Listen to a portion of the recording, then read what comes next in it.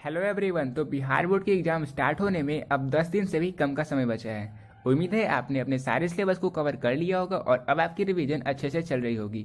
हालांकि एग्ज़ाम में अच्छे मार्क्स स्कोर करने के लिए केवल कंप्लीट सिलेबस कवर करना ही काफ़ी नहीं होता, बल्कि एग्ज़ाम में आप अपने 3 आवर एंड 15 मिनट को किस तरह से मैनेज करते हो, ये सबसे ज़्यादा इंपॉर्टेंट होता है। तो आज की इस वीडियो में हम इसी बारे में बात करने वाले हैं कि एग्जाम सेंटर पर आप किस तरह से अपने टाइम को मैनेज कर सकते हो और वहाँ पे आपको कौन कौन सी डिफिकल्टी फेस करने को मिलेगी, जिसे आप लोग किस तरह से टैकल कर सकते हो। तो इस वीडियो को कंप्लीट देखने के बाद आपके सारे डाउट सॉल्व हो जाएंगे। तो वीडियो को स्टार्ट एंड तक जरूर देखना। चलिए वीडियो स्टार्ट करते हैं। तो जब आप एग्ज़ाम देने घर से निकलोगे तो आप एक एडमिट कार्ड और 2 पेन लेकर जाना। और पेन आप ऐसी लेकर जाना जो आप पहले से यूज करते आए हो, यानी कि उससे आपकी हैंडराइटिंग भी अच्छी रहेगी और इसके साथ ही साथ आपकी स्पीड भी तेज़ रहेगी, जिससे आप सारे क्वेश्चन जल्द से जल्द सॉल्व कर पाओगे। और यूनिफॉर्म का कोई कोड नहीं है, लेकिन आपको चप्पल पहन कर जाना है और यूनिफॉर्म में कोई भी सिंपल ड्रेस पहनकर आप जा सकते हो। ठीक, जब आप कॉलेज में इंटर करोगे तो कॉलेज के गेट पर ही एक हार्ड कॉपी सटी रहती है सीट प्लानिंग की, जिसे देखकर आपको ये पता चल जाएगा कि आपको कौन से हॉल में बैठना है, रोल नंबर इतना से रोल नंबर इतना तक के स्टूडेंट को कौन से हॉल में बैठना है, ये सारी चीज़ें वहाँ पे लिखी रहेगी। ठीक है, तो वहाँ पे देख लेना, आपको कन्फर्म हो जाना, अच्छी तरीके से देख लेना, ऐसा नहीं कि जल्दबाजी में कुछ गलत देख लो। अगर आपका एग्ज़ाम फर्स्ट सीटिंग में है तो आप सुबह 9:20 से पहले एग्ज़ाम सेंटर पर पहुंच जाना। और अगर आपका एग्ज़ाम सेकंड सीटिंग में है तो आप दोपहर 1:35 से पहले एग्ज़ाम सेंटर पर पहुंच जाना। अगर आप इससे लेट से पहुंचते हो तो ऐसा हो सकता है कि सेंटर वाले आपको एग्ज़ाम देने ना दें, और ऐसा पिछले एग्ज़ाम में कई स्टूडेंट्स के साथ हुआ था। तो इस बात का आप लोग खास ख्याल रखना। तो जब आप कॉलेज के गेट से इंटर करोगे तो वहाँ पे हर एक स्टूडेंट की चेकिंग के लिए जांचकर तैनात रहेंगे। वे एक लाइनिंग से हर एक स्टूडेंट की चेकिंग कर लेंगे, ताकि ये श्योर हो जाए कि एग्जाम सेंटर में कोई भी चीट वगैरह लेकर ना आया हो। अब चेकिंग के बाद आप अपने हॉल को देख लेना कि आपको किस हॉल में बैठना है। ठीक है, अगर आपको वो मिल ना रहो तो वहाँ की आप टीचर से कॉन्टैक्ट करना, वे आपको बता देंगे कि आपको कौन से हॉल में बैठना है और वो हॉल कहाँ पे है। अब जब आप हॉल में इंटर करोगे तो वहाँ पे हर एक बेंच पर रोल कोड और रोल नंबर दोनों साथ में सटे रहेंगे। आप अपने रोल कोड और रोल नंबर दोनों से मैच कर लेना कि कौन से बेंच पर आपको बैठना है। अब अपनी सीट पर बैठने के बाद आप ये कंफर्म कर लेना कि आपके आसपास के बेंच पर कोई भी चीट वगैरह ना फेंका हुआ हो। अगर आपको ऐसा दिखे तो आप सबसे पहले उस चीट को फेंक देना बाहर। अगर कोई टीचर आसपास हो तो आप उन्हें कह देना, वे उसे हटा देंगे। ठीक है, तो अब मैं मानकर चलूँगा कि आप सभी स्टूडेंट का एग्ज़ाम फर्स्ट सिटिंग में है। अगर आपका एग्ज़ाम फर्स्ट सिटिंग में हो तो आपको 9:30 में question paper, OMR, answer sheet, ये सारी चीज़ें मिल जाएगी। हालांकि 9:30 से 9:45 तक आप अपने क्वेश्चन पेपर या आंसर शीट पर कुछ भी लिख नहीं सकते। वो टाइम इसलिए दिया जाता है ताकि आप क्वेश्चन पेपर को अच्छे से देख सको, और आपको उस टाइम सिर्फ यही करना चाहिए। 9:30 से 9:45 तक आप अपने जितने भी क्वेश्चन हैं, आपको टोटल 100 ऑब्जेक्टिव क्वेश्चन मिलेंगे, फिर 30 क्वेश्चन आपको शॉर्ट के मिलेंगे और 8 क्वेश्चन आपको लॉन्ग के मिलेंगे। आप इन सारे क्वेश्चन को अच्छे से देख लेना, इससे आपको ये पता चल जाएगा कि आप कितने क्वेश्चन को सॉल्व कर सकते हो और आपको कौन से क्वेश्चन छोड़ने चाहिए, कौन से क्वेश्चन आपको सॉल्व करने चाहिए।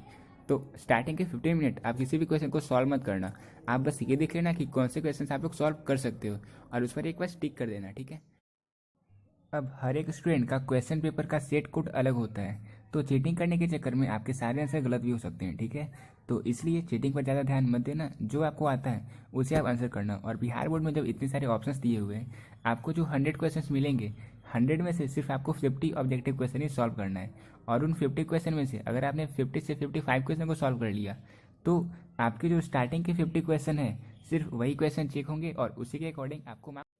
तो 9:45 से 10:45 तक आप अपने सारे 50 ऑब्जेक्टिव क्वेश्चन को सॉल्व कर लेना। ठीक है, और इसी बीच आपको कई सारी सीट दी जाएगी, जैसे अटेंडेंस सीट, आपको कौन सा क्वेश्चन पेपर मिला है ये वाली, और या फिर आपको कौन सा OMR आंसर सीट मिला है। तो ये सारी जो मतलब उसका जो नंबर है वो आपको उस सीट में भरना होता है। तो ज़्यादा आप टाइम उस पर वेस्ट मत करना, बस ध्यानपूर्वक एक बार क्वेश्चन को देख लेना, OMR को देख लेना और इसी तरह से उसके नंबर को भर देना। पिछले साल जब मैंने हिंदी का एग्ज़ाम दिया था तो क्योंकि वो मेरा फर्स्ट डे था, इसी कारण ये जो सीटें मिली थी इसे मैं अच्छे से धीरे धीरे भर रहा था, लेकिन इसे भरने में ही मुझे 20 से 25 मिनट लग गए। और यही कारण है कि लास्ट में एक एप्लीकेशन था, बहुत ही ईजी था, वो भी मुझे छूट गया था और मेरे डायरेक्ट 4 मार्क्स कट गए थे। ठीक है, तो आपको इस बात पर अच्छे से ध्यान देना है।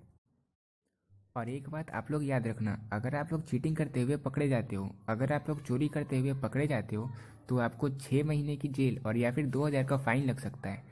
और अगर आपकी किस्मत खराब हो तो आपको दोनों मिल सकते हैं। ठीक है, तो इसलिए संभल के रहना।